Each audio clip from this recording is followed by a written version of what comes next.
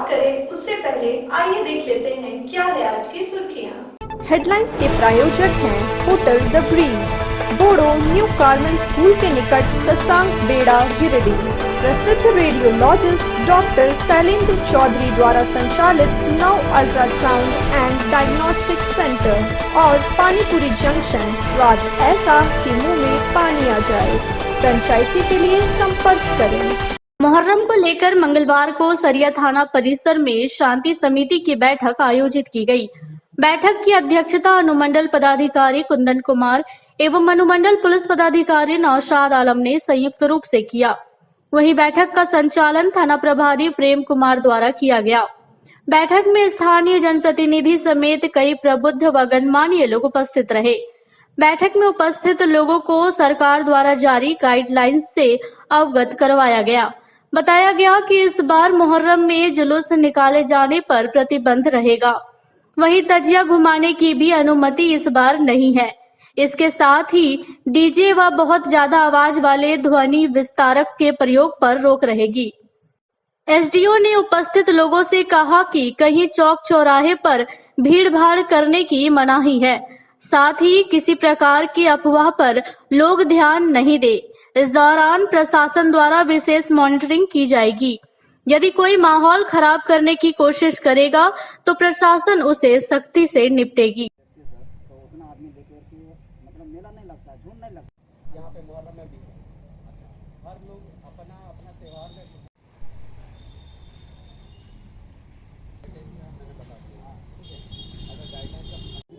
आज शांति समिति के बैठक में जो सरकार के दिशा निर्देश मुहर्रम के संदर्भ में थे, लोगों को इसकी जानकारी दी गई। इस पर्व के दौरान जुलूस पर प्रतिबंध होगा, कहीं पर अखाड़ा और ताजिया का मूवमेंट नहीं होगा। अनावश्यक रूप से चौक चौराहों पर भीड़ नहीं लगाई जाएगी, ना जुलूस के शक्ल में कोई लोग निकलेंगे। डीजे और अधिक तेज ध्वनि से बजने वाले ध्वनि विस्तारक यंत्रों के प्रयोग के पर भी रोक रहेगी।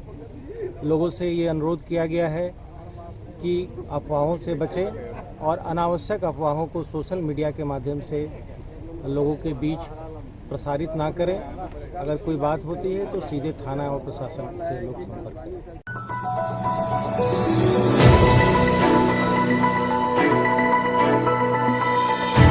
भारतीय जनता पार्टी व ट्रक एसोसिएशन के एक शिष्टमंडल ने मंगलवार को गिरिडीह उपायुक्त से मिलकर केंद्रीय कोयला मंत्री के नाम एक ज्ञापन सौंपा। ज्ञापन सौंपने के बाद भाजपा नेता चंद्रकांत ने कहा कि सीसीएल के द्वारा एमपीएल को कोयला देने का निर्णय का वह विरोध नहीं करते हैं, लेकिन एमपीएल को स्थानीय रोजगार पर भी फोकस करना पड़ेगा। कहा कि एमपीएल अगर यहां से कोयला का उठाव करती है तो वह स्थानीय ट्रक एसोसिएशन से संपर्क कर यहां से कोयला उठाव करे ताकि स्थानीय मजदूरों को भी रोजगार मिल सके। उन्होंने कहा कि अगर ऐसा नहीं होता है तो वह एमपीएल द्वारा कोयला उठाव का विरोध करेंगे। उन्होंने कहा कि स्थानीय ट्रक और रोड सेल से कोयला की आपूर्ति होने से यहाँ के कई लोगों को रोजगार उपलब्ध होता है। मौके पर ट्रक एसोसिएशन के अध्यक्ष कंपू यादव, बनियाडी ट्रक एसोसिएशन के राजेंद्र यादव, संजीत सिंह पप्पू मौजूद थे। और प्लांट को सरकार कोयला देने का निर्णय लिया, कोई कंपनी का, हम लोग को उसका विरोध नहीं, लेकिन इस तरह से उन लोगों ने आज हम लोगों का एक शिष्टमंडल आदरणीय उपायुक्त महोदय से मिला है एमपीएल के सवाल पर, और हमारे साथ ट्रक ऑनर एसोसिएशन के पदाधिकारी लोग हैं, राजेंद्र जी हैं, शंभू जी हैं, भारतीय जनता पार्टी के हमारे बड़े भाई, छोटे भाई संजीव जी हैं। तो ये शिष्टमंडल अभी डीसी साहब से ये निवेदन किया है कि सीसीएल मैनेजमेंट जो एमपीएल को कोयला देने के लिए निर्णय लिया, तो एमपीएल को कोयला देने का हमारा विरोध नहीं है। हमारा विरोध है कि जो लोकल सेल में रोड के जरिए जो कोयला जाने की व्यवस्था थी पूर्व में, उसी व्यवस्था के तहत ले जाए। और एमपीएल को अगर रोड से ले जाना है तो अपना डंपर से नहीं, यहाँ जो लोगों का ट्रक है उसको दे, यहाँ के मजदूर से लोड कराए तब भी ले जाए।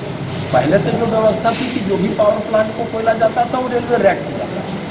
थोड़ी देर के लिए अगर हम ये भी मान लें कि नहीं एमपीएल को अपना ले जाना है तो यहाँ के लोकल ट्रक को ले, जो सरकार का निर्धारित भाड़ा है हम लोग वो देने के लिए तैयार हैं। लेकिन अगर ऐसा नहीं करके एमपीएल अपने रास्ते से अपने तरीके से ले जाना चाहेगा तो उसका विरोध एसोसिएशन कर रहा है और भारतीय जनता पार्टी का उसका समर्थन है।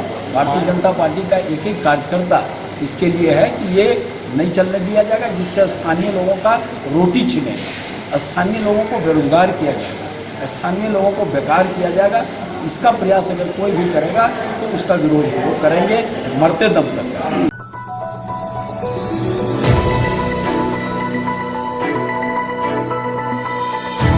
गिरिडीह जिले के लगभग स्वास्थ्य केंद्र मूलभूत सुविधाओं से वंचित है। कहीं चिकित्सक है तो नर्स नहीं, और कहीं नर्स है तो जरूरत के उपकरण नहीं। आज हम जो आपको खबर दिखाने जा रहे हैं वे जमुआ प्रखंड के नवडीहा प्राथमिक स्वास्थ्य केंद्र की है। करोड़ों की लागत से वर्ष 2015 में बना यह केंद्र केवल हाथी का दांत बनकर रह गया है। एक समय में यह केंद्र नवडीहा ओपी के पुलिसकर्मियों के रहने का ठिकाना बन गया था। वहीं अब यह केंद्र सुविधाओं के अभाव में केवल शोभा की वस्तु बनकर रह गया है। 2015 से अब तक कई सरकारें बदली, मगर नहीं बदली तो इस स्वास्थ्य केंद्र की सूरत। वर्तमान स्थिति यह है कि यहाँ मरीज फर्श पर सोने को मजबूर है। वहीं यहाँ ना समय पर चिकित्सक रहते हैं और ना ही नर्स। अगर गलती से किसी मरीज को चिकित्सक और नर्स दिख भी गए तो नहीं रहती है यहाँ दवा या अन्य व्यवस्थाएं।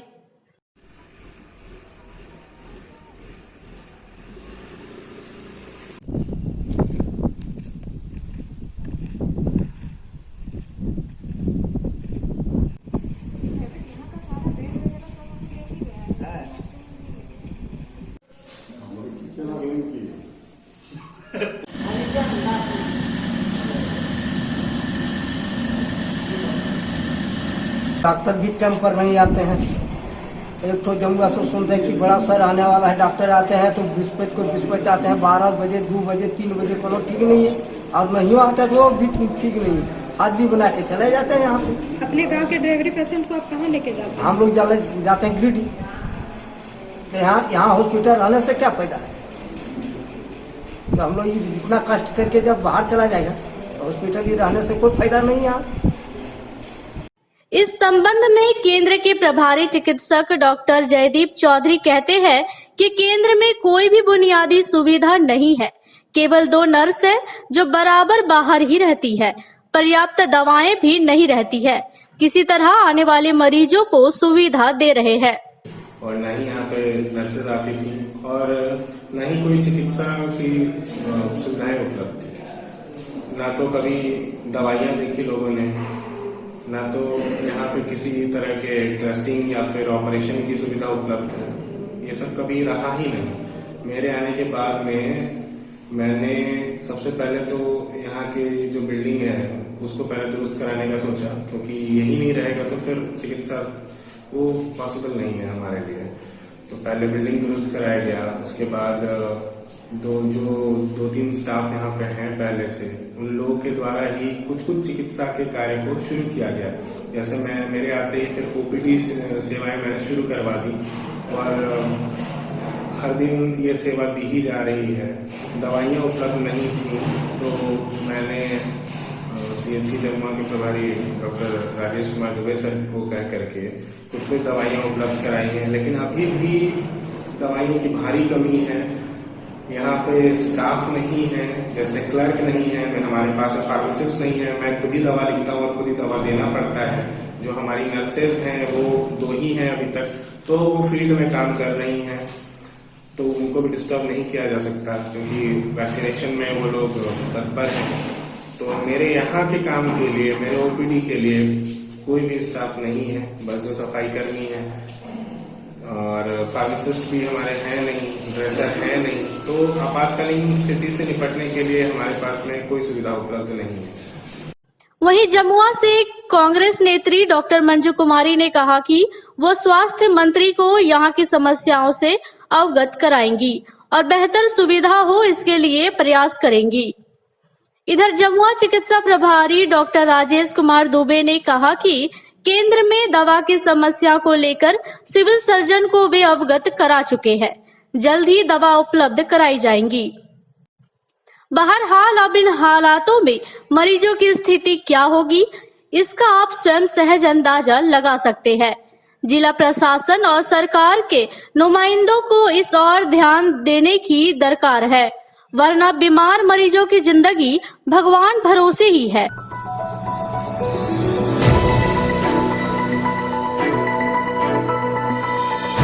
सदर प्रखंड के बनियाडी निवासी गणेश यादव की शिव भक्ति को जानकर आप भी हतप्रभ रह जाएंगे। एक तरफ जहां लॉकडाउन को लेकर मंदिर बंद है, वहीं शिव भक्त गणेश यादव ने एक नहीं दो नहीं बल्कि पूरे 4 सोमवारी को जल लेकर साइकिल से बाबा धाम गए। इस दौरान उसने 1600 किलोमीटर की यात्रा की। आखिरी सोमवारी की शाम जब गणेश देवघर से वापस बनियाडी पहुंचे तो गांव की महिलाओं और दोस्तों ने उनका जोरदार ढंग से स्वागत किया।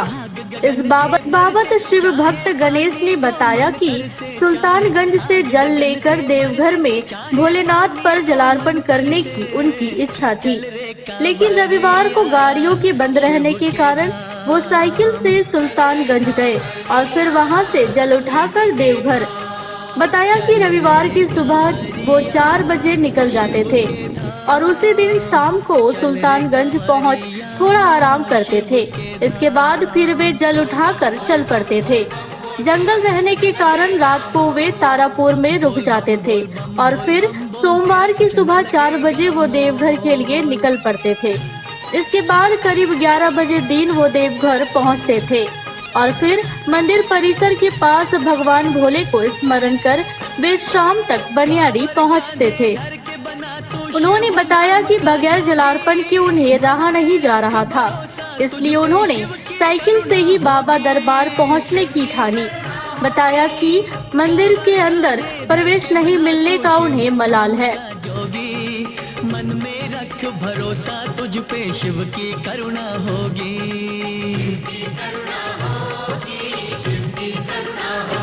कांवर साधना है न्यारी, कांवर शिव को बहुत प्यारी। कांवर साधना है न्यारी, कांवर शिव को बहुत प्यारी। चल रे कांवरिया शिव के धाम। सावन का हार्दिक बधाई। मेरा नाम गणेश कुमार यादव, मैं बनियाडी डिग्री से हूँ। मैं बोलबम 2006 से जाने चालू किया और 2009 में फर्स्ट डाक बम लिया, बहुत अच्छा लगा। तो इस तरह 2010 में डाक बम जितना समार पड़ता उतना मैं जाता और अपने दोस्तों के साथ एक बार बोलबम भी जाता। इस तरह इस क्रम में चलता रहा, 2019 तक इसी तरह चलता रहा। 2020 में फिर जाना चाहा, लेकिन इस कोरोना काल में सब बिखर के रह गया। अच्छा का कमर टूट गया, हर क्षेत्र में कमर टूट गया। तो सबसे ज़्यादा जो प्रभावित हुआ वो स्कूल, मंदिर, मस्जिद सब में ज़्यादा प्रभावित हुआ। तो अगला साल हम एक बार साइकिल से गए। जाने के बाद हमको अच्छा नहीं लगा बाहर में जल अर्पण करने में, और सबके मना करने के बाद हम फिर दोबारा नहीं गए। फिर चलो बोले चलो अगला साल जाएंगे। ये साल भी उसी तरह ज़्यादा और प्रभावित पड़ गया स्कूल, कॉलेज, मंदिर में। तो मन नहीं मानता था, तो फिर साइकिल उठाए और चल दिए। इसलिए कि झारखंड सरकार भी संडे को बंद करने लगे, गाड़ी घोड़ा कुछ चलने नहीं लगा, तो साइकिल का सहारा मिला हमको। और एक बार जब गए तो फिर ठान ली कि नहीं, हम चारों जो जाते थे वो चारों जाएंगे, और गए। और जितना भी दर्द था वो जब बनियाडी अपने गांव आए तो लोगों का सपोर्ट और स्वागत से हमको बहुत आनंद मिला और अपना दर्द को हम भूल गए। और इसी तरह बोलबम का नारा है, बाबा एक सहारा है। आप सभी को सावन को ढेर सारी बधाई और भोलेनाथ आप पर सब पर कृपा बरसाए रखे। बोलबम।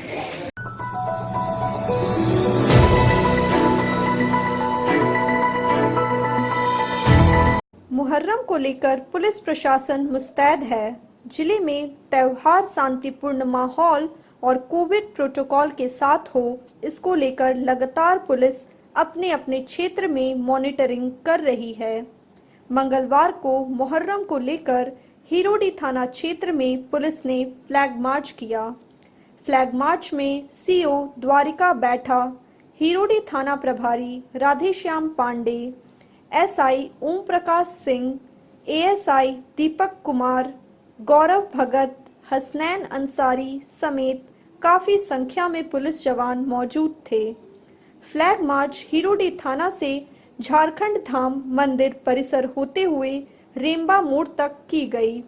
इस बाबत सीओ व थाना प्रभारी ने कहा कि लोग शांतिपूर्ण माहौल में त्योहार को मनाएं, अफवाहों पर ध्यान नहीं दें। अगर कहीं कुछ गड़बड़ी लगे तो तत्काल पुलिस को सूचना दें। साथ ही अपील किया कि कहीं भी भीड़भाड़ ना हो, इसका विशेष ध्यान रखें।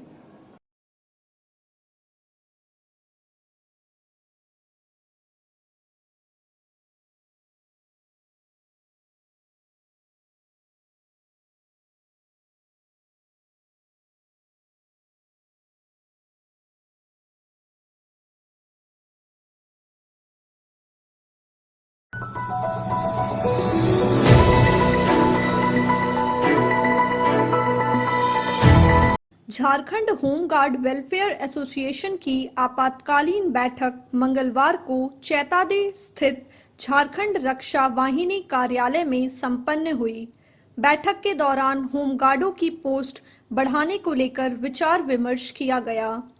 साथ ही कुछ बिचौलियों द्वारा फर्जी संगठन बनाकर कार्यालय पर अनावश्यक दबाव बनाकर गृह रक्षक पर कमान पत्र और काम दिलवाने के नाम पर रुपए की वसूली करने पर नाराजगी व्यक्त करते हुए जिले के एसपी, डीएसपी समेत अन्य पदाधिकारियों के नाम आवेदन के माध्यम से उक्त फर्जी लोगों पर कानूनी कार्रवाई करने की मांग की गई। वेलफेयर एसोसिएशन के अध्यक्ष सुरेंद्र प्रसाद सिंह ने बताया कि गृह रक्षकों की संख्या अधिक है और पोस्ट कम रहने के कारण बिचौलियों का मनोबल दिन प्रतिदिन इस तरह के काम करने के लिए बढ़ रहे हैं। मौके पर विनोद सिंह, राम बच्चन यादव, रामानंद सिंह, आनंद सिन्हा, भीमदेव राम, चंदन सोलंकी समेत कई होमगार्ड के जवान मौजूद थे। नंबर आ रहा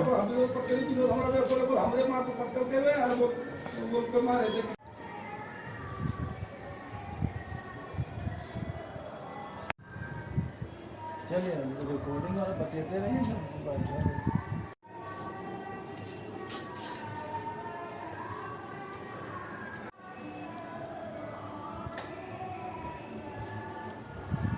आज दिनांक 17/8/2021 को Jharkhand home guard welfare association Giridih का एक आपातकाल बैठक झारखंड रक्षा वाहिनी कार्यालय चैताडी गिरिडीह में किया गया।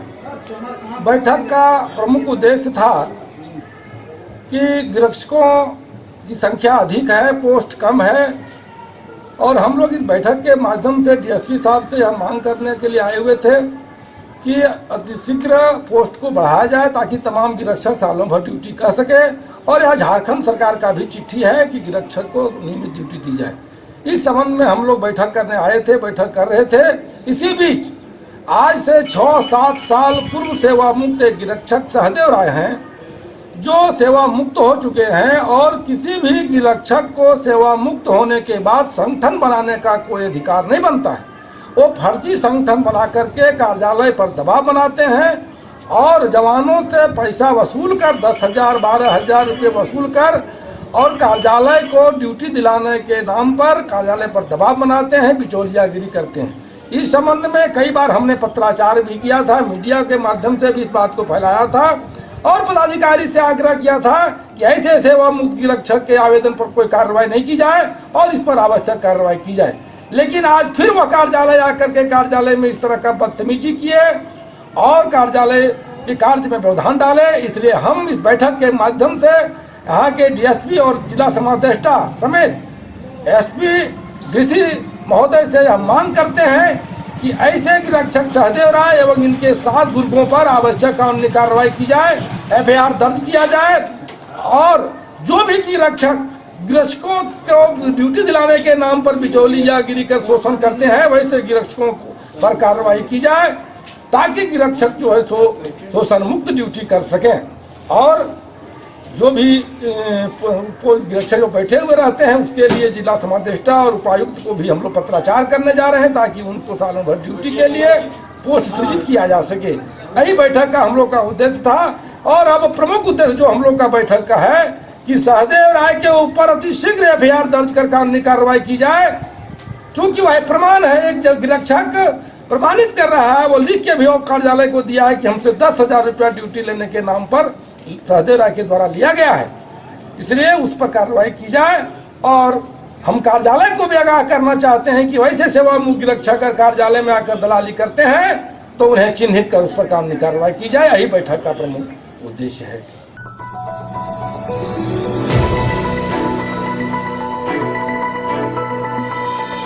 गांवा प्रखंड स्थित सिलाई प्रशिक्षण केंद्र में मंगलवार को अमृत महोत्सव कार्यक्रम का आयोजन किया गया। ग्रामीण विकास विभाग, झारखंड सरकार, स्टेट लाइवलीहुड प्रमोशन सोसाइटी के तत्वाधान में आयोजित कार्यक्रम में मुख्य रूप से जिला समन्वयक नविलेश कुमार व VPO अजित चौधरी उपस्थित थे। कार्यक्रम के दौरान वर्ष 2018-19 में मनरेगा के तहत 100 दिनों से अधिक काम पूर्ण करने वाले युवक युवतियों को जागरूक किया गया। इसके अलावा blood bank technician, emergency medical technique समेत अन्य कोर्स के प्रशिक्षण के लिए 45 प्रतिभागियों ने अपना नामांकन भी करवाया। मौके पर मनोज कुमार, राजीव रंजन कुमार, विवेक कुमार, विकास कुमार, बसंत कुमार, रियाज अंसारी, रामदेव महतो, सुजीत कुमार एवं दीपक कुमार समेत कई उपस्थित थे। सभी लोग PIA टीम, ये सभी लोग आप लोग इसको ट्रेंड के रूप में गाँवों में प्रशिक्षण दिया जा रहा है। और हमारे दूसरा बैच को मिला है जिसमें से मेरा गाँव भी है। और गाँव प्रखंड में हमारे 18 वर्ष से हमारे जितने भी PIA लोग जो बताएं उसका मौका ना छोड़ें, क्योंकि अभी जो है सो पढ़े लिखे युवक युवतियां लोग को उपार्जन कर सके। इसी उम्मीद को लेकर हम लोग आप लोगों के पास मैसेज पास करने के लिए आए हैं। आज़ादी के 75 वर्ष पूर्ण होने के अवसर पे भारत सरकार ग्रामीण विकास मंत्रालय की ओर से अमृत महोत्सव का आयोजन किया जा रहा है। इस आयोजन में दीनदयाल उपाध्याय ग्रामीण कौशल योजना के अंतर्गत वैसे युवक एवं युवतियाँ जिनकी उम्र 18 वर्ष से लेकर 35 वर्ष तक हैं एवं जिन्होंने किसी कारण से पढ़ाई छोड़ चुका है, उनके लिए निःशुल्क प्रशिक्षण की व्यवस्था की गई है, जहां पे उन्हें सभी प्रकार की आवासीय सुविधा देते हुए निःशुल्क प्रशिक्षण दी जाएगी एवं उसके उपरांत उन्हें रोजगार से जोड़ा जाएगा, जहां पे वो रोजगार करके अपने और अपने परिवार की आर्थिक कठिनाइयों को दूर कर पाए। ये जो हमारी प्रशिक्षण संस्थाएं हैं ये झारखंड एवं झारखंड राज्य के बाहर हैं, जहां पे उन्हें 3 महीने से लेके 1 वर्ष तक की अलग अलग ट्रेडों में प्रशिक्षण की सुविधा दी जाती है।